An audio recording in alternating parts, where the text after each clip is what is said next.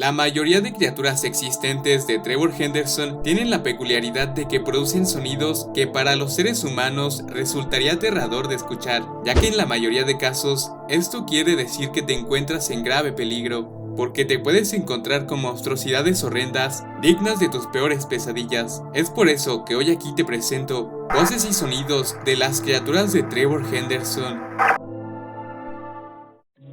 God of Chicken, también conocido como Ghost Chicken, es una criatura que, como su nombre lo indica, se trata de un pollo, pero no cualquiera, sino que es uno hostil, especialmente hacia aquellos que consumen pollo. Su sonido es muy similar al que producen dichos animales.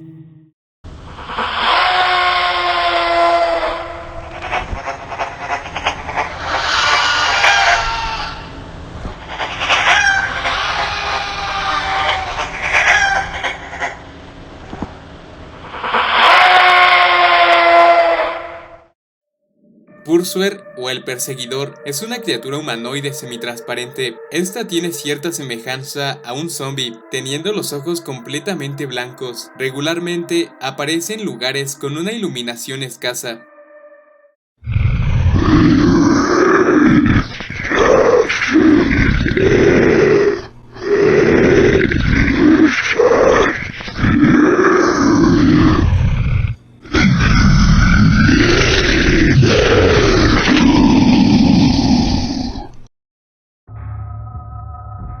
White Linen se trata de una criatura la cual camina sobre sus 4 extremidades. Tiene una especie de abertura en la mitad de su cuerpo, lo cual permite ver sus órganos. La foto de la criatura fue tomada en el sótano de una casa.